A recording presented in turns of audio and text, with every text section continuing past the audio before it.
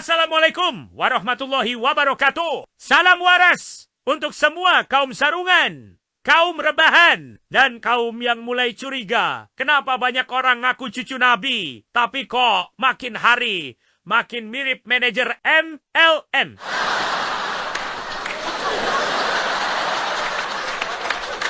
Hari ini gua nggak akan ngomong soal nasab, soal Habib, atau soal siapa yang dongengannya paling absurd. Hari ini, gua cuma mau ngebedah satu poster, flyer, brosur, entah apalah itu namanya. Yang jelas, desainnya modern, bahasanya serius. Tapi isinya, lebih cocok masuk rak dongeng daripada seminar geopolitik.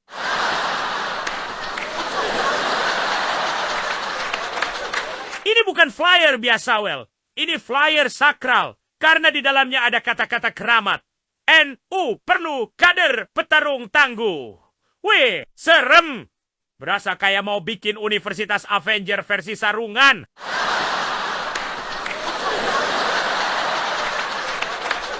Tapi, tunggu dulu. Sebelum kita ikut tepuk tangan, mari kita lihat isinya satu persatu. Marketing. Mari kita roasting.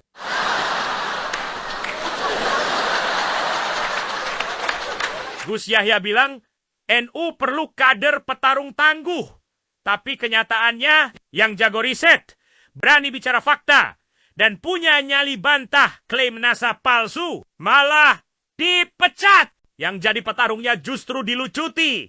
Yang player-player, teringas-teringis kayak si Furer, malah dipertahankan. Petarung macam apa tuh? Petarung kok nyabotase pertarungan ilmiah?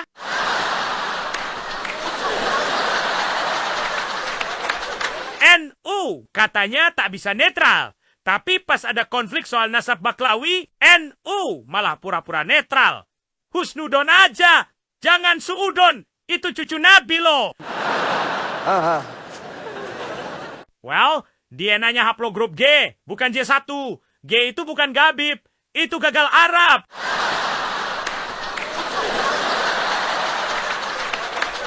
Dari semua alat geopolitik dunia yang katanya dipelajari di Akademi Kepemimpinan Nasional Nahdlatul Ulama, kok yang paling basic seperti genetika nggak masuk kurikulum ya?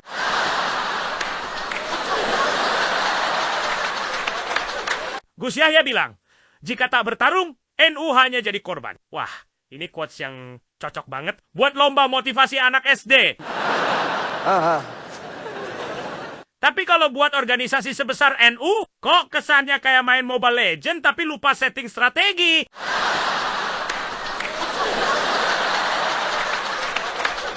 Masalahnya, siapa yang NU lawan sekarang? Ilmu pengetahuan, fakta DNA, kajian sejarah. Yang dilawan malah kiai sendiri yang berani buka-bukan soal nasab bohongan. Petarung macam apa tuh? Katanya takut jadi korban, tapi yang dikorbankan malah akal sehat.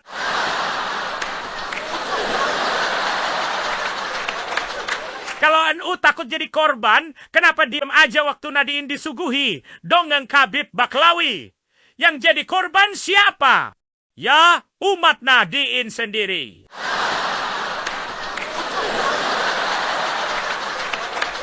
Korban manipulasi sejarah, korban doktrin Zuriah Semu, dan korban setia flyer-flyer. Motivasi yang lebih cocok jadi spanduk acara Karang Taruna.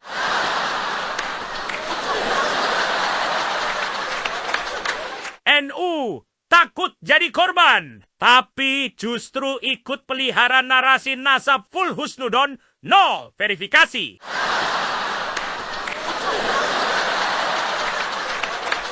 Itu bukan bertarung, itu namanya menyerah total dengan gaya estetika Islami.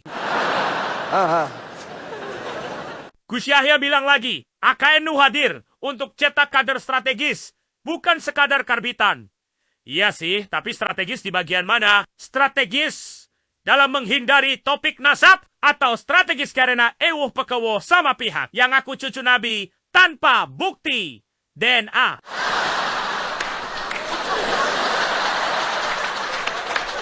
Kalau bukan karbitan, Kenapa begitu disodorin fakta genetik, sejarah silsilah, dan tafsir kritis sejarah? Reaksinya langsung, jangan gitu dong, jaga husnudon. Lah, ini lembaga kaderisasi atau klub pecinta perasaan?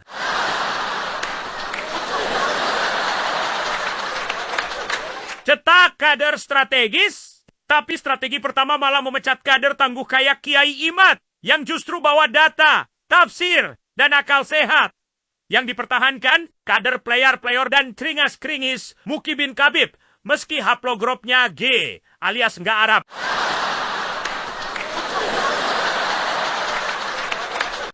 Kalau begini caranya, AKNU itu bukan Akademi Kader Nasional Nahdlatul Ulama, tapi Akademi Kader Nunduk.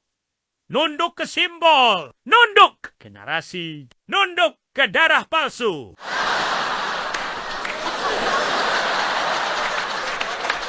NU perlu sistem kaderisasi, bukan andalkan tokoh istimewa. Wah, keren banget di atas kertas. Sayangnya, di lapangan NU tetap andalkan yang istimewa. Tapi bukan karena ilmu, karena nasab palsu dari negeri dongeng.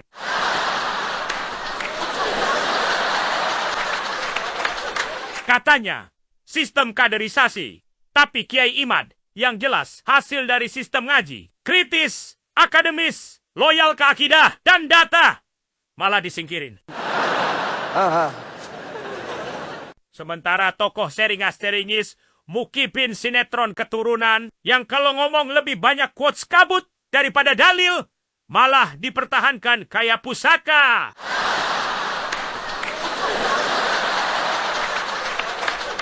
Sistem kaderisasi apanya? Kalau yang disaring itu bukan ilmunya, tapi silsilah buatan tangan. Yang dilatih bukan logika, tapi loyalitas ke narasi nasab. Jadi mohon maaf, kalimat ini sebetulnya cocok disunting ulang. NU perlu sistem kaderisasi, tapi tetap tunduk pada tokoh yang dianggap istimewa, walau tanpa sistem, tanpa verifikasi, dan tanpa kontribusi nyata.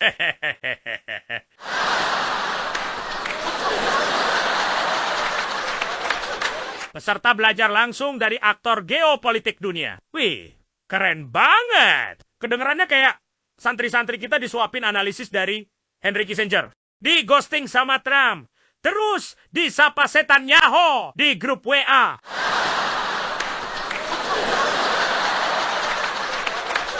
Tapi realitanya, belajarnya mungkin dari aktor. Tapi lebih ke aktor bayangan, yang hobinya ngarang-ngarang nasab pakai template zuriyah Rasulullah. Padahal DNA-nya K, Kof, Koiru Arab, alias geopolitik gagal validasi.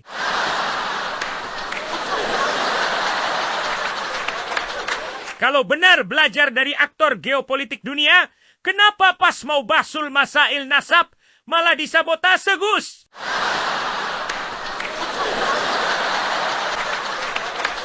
Jawabannya malah nggak usah suudon. Kita ngaji aja yang lembut-lembut. Gus, geopolitik itu berdarah-darah. Bukan bersangka-sangka doang sambil ngoles minyak wangi dari Tarim.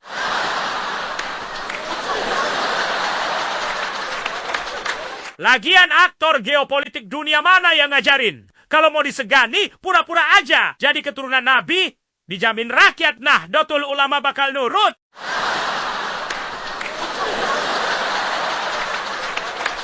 Kalau belajar geopolitik beneran, pasti ngerti bahwa legitimasi kekuasaan itu harus ditopang ilmu, etika, dan transparansi.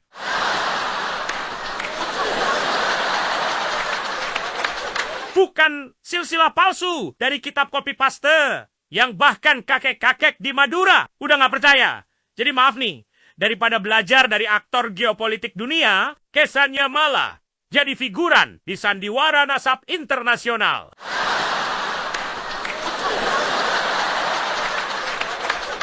Yang penting, sadar, siap bertarung, dan jaga nilai muasi senu.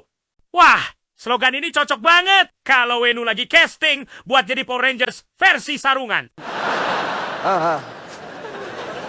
Cuma masalahnya, sadar terhadap apa dulu nih? Karena banyak yang kelihatannya sadar. Tapi kalau udah nyentuh isu nasab kabur-kaburan kayak Baklawi, langsung amnesia spiritual.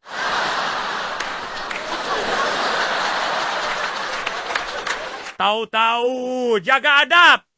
Jangan suudon. Ini Zuriyah. Padahal DNA-nya nggak nyambung ke Nabi. Cuma nyambung ke narasi lama yang dilestarikan pakai insentif sosial. Siap bertarung? Iya. Bertarungnya bukan lawan kebodohan, tapi lawan sesama Nahdiyin yang terlalu pintar untuk percaya silsilah editan. Kiainya yang visioner kayak Kiai Imad disingkirin, yang modal nama Gus, dan bisanya cuma ceringas-ceringis, malah dipertahanin. Petarung model apa ini? Petarung di Ringok Tahowak?